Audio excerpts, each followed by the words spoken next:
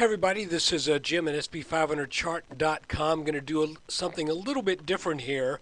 We're going to look at the chart of ARNA Pharmaceuticals, a really interesting chart in what's going on with the company in the way of fundamentals over the past few years. Extremely interesting. And a lot of people say that pharmaceutical companies, especially those in the development stage, you can't use a chart to understand them, but I would beg to differ, and even those people familiar with ARNA may be surprised at how much information lines up just so with regards to its chart. Now, please bear with me. I've got kind of a sore throat from doing a lot of air travel, and anyway, I'm going to get through this, though. But before we get started, I just want to remind you that this is being brought to you by SP500chart.com. It's not spam. This is a video that's going to address ARNA Pharmaceuticals in detail. It's going to take a long time, but if you're interested in technical analysis, I also want to invite you to come check out SP500chart.com, where I have a daily a chart analysis of the S&P 500. But before we get started, one more thing I got to remind you: this video and the website are for educational purposes only. Nothing stated at the site or in the video is intended to be used as investment advice. I control lines on charts, but you have to draw your own conclusions from your own research, and you need to make investment decisions that are suitable for your personal financial situation. Pardon me. I am not a licensed financial professional, just a guy that draws lines on charts. Let's take a look. Okay, we're starting off with a 2-day chart. This chart takes a look at ARNA Pharmaceuticals for about the last 3 3/4 years. Now, a couple things I want to point out from a fundamental standpoint. What was going on while we're seeing certain things in this chart? Then we're going to get into some technical stuff. And we're also going to take a longer range look. But anyway, make a long story short, ARNA is developing a drug candidate, lorcaserin, and it is a weight loss drug. There were 2 other primary drug candidates right about this same time, back in the middle of 2010. You had, I don't remember all of the Cunexia, or pardon me for not remembering all the names, but you had a couple of other candidates, one of which was, actually at first 2 were turned down, and as I recall, ARNA was the last to go up to bat with the FDA advisory panel, and they did so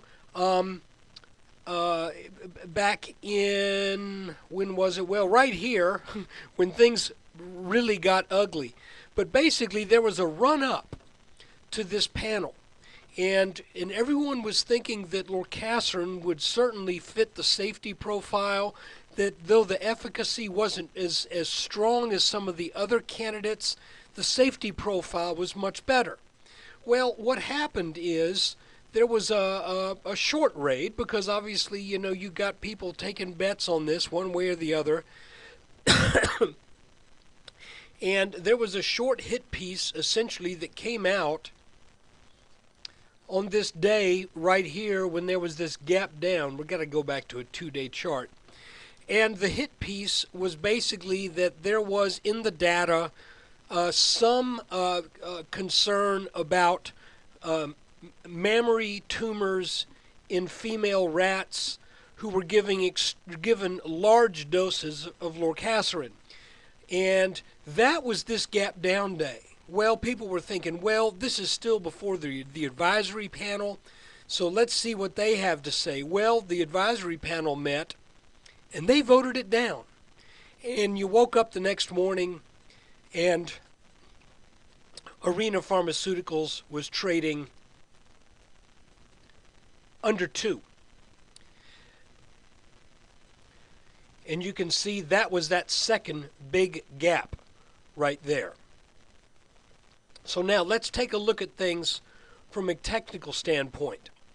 To begin with, there's nothing you can do that the chart could not predict the fundamentals.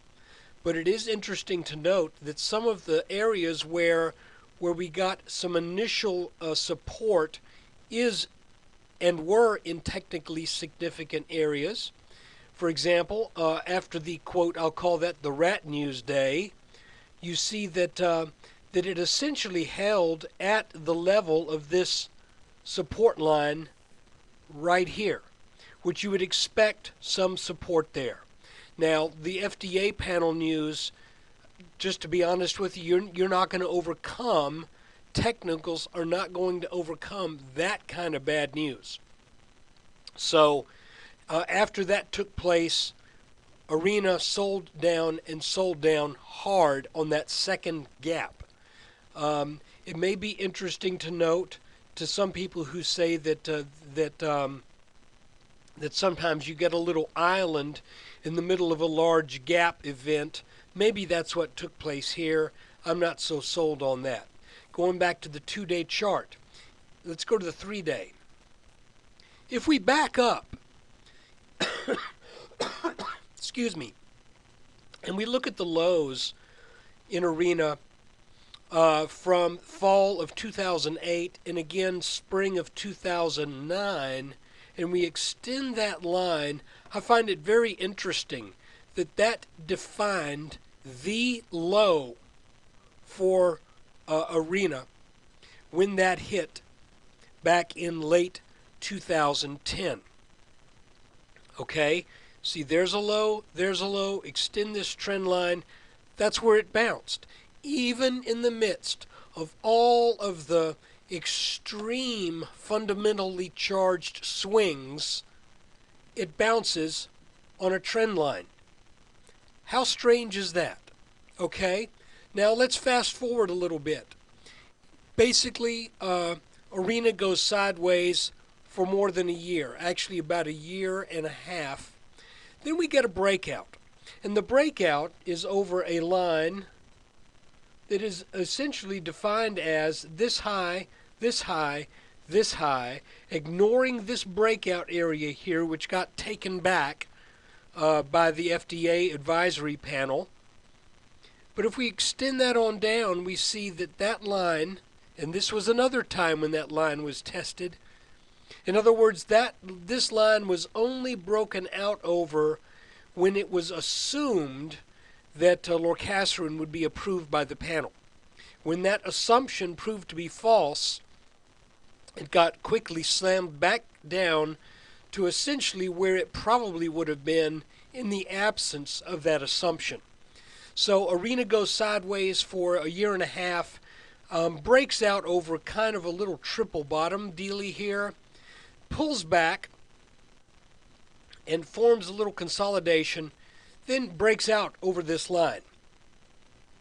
What's interesting to note now is, where does that breakout move end? Well, it ends. Guys, I owe you an apology. I just thought I hit record again after clearing my throat, and I didn't, and I went on about 3 minutes talking to the wind. But what I was saying was that that when this line held, we then had this trend line, which was drawn over 1, 2, 3, and 4 peaks, that eventually that line broke out. And as a matter of fact, when that breakout occurred, the move continued up to into the mid threes, where it was halted by this extended trend line. Now, you might ask yourself, why does a support line such as this line right here act as resistance once that support has been broken? Good question. I don't rightly know. But I know it is a very common thing to have happen. And we see this happen again. Here we had a resistance line that broke out. And where does ARNA come back to? It comes back to this line. Then it comes back here and eventually ends up taking out a fairly long-term line when the when the panel reconvenes over the validity of lorcaserin, and you can see, here's that line right here, essentially goes back quite a ways. 1, 2, 3, 4 times it turned ARNA back sharply. This time it gets over it, and then it comes back. Since it's been broken, this time it serves as a back test. Now we're going to talk about something a little bit different. We're going to talk about some investor psychology.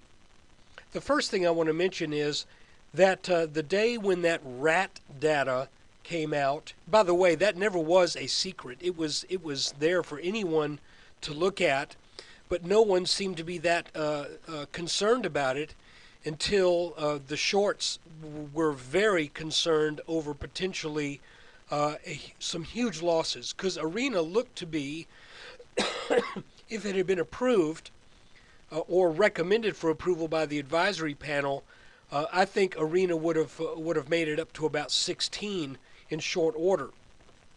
So anyway, rat news came out. That created that gap down. Okay, remember that gap. Think about how many people were trapped who had bought ARNA in the month and a half before, all within the high 6s to the 7 range.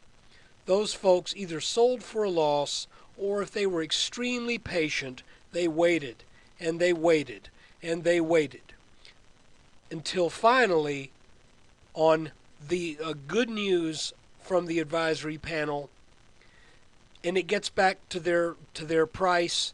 So what happens? Well, rather than tempting fate again, they decide to just get out without a loss, and that creates that move that took the stock from roughly 7 down to the mid 5s. If we look at that on a daily chart, you can see it right here. It came up to 7, then came back down to the mid 5s. Now you might ask yourself, why did it bounce here? Well, let's make this line bright green so we can track it a little bit easier. Well, because that was that long-term trend line. Now that it's broken, it should serve as support. Now, I have a confession to make. I was one of the ARNA holders who had bought in the 4s, and I even added in the 6s. And I woke up to that rat news, and I ignored it. And when the advisory panel turned the drug down, I sold as soon as the market opened back up. And I considered myself at the time fortunate to get out in the high mid 2s, as I recall. I think I got out in the 270s. Took a big loss. Okay, so why am I doing this video? Well, because I still have been interested in ARNA, and now that it has passed the requirements of the advisory panel, now that it has also been approved, and now that they have a marketing partner, now I'm thinking, whereas this used to be resistance from gap resistance right here, I've been thinking all along that if this comes back to the low 7s, it's a buy. And as a matter of fact, if we look at a 30-minute chart right here, you can see that there was a pattern that developed that had kind of a flat bottom right here. And that bottom was around what level was it? Roughly 930. When that broke, I figured, okay, the low 7s are coming. Because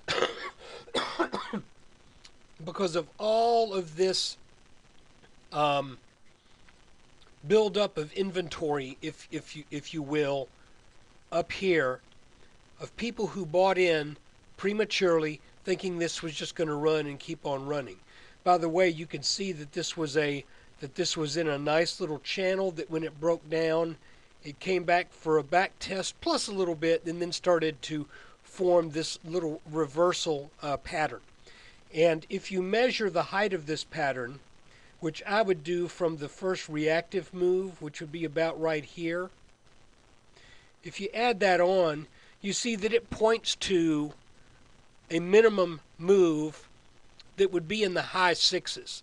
Well, I went ahead and pulled the string this morning in the low sevens because I think the fundamentals will eventually overcome the technicals and we'll start to see ARNA Pharmaceuticals become profitable and start raking in some money and make investors quite happy.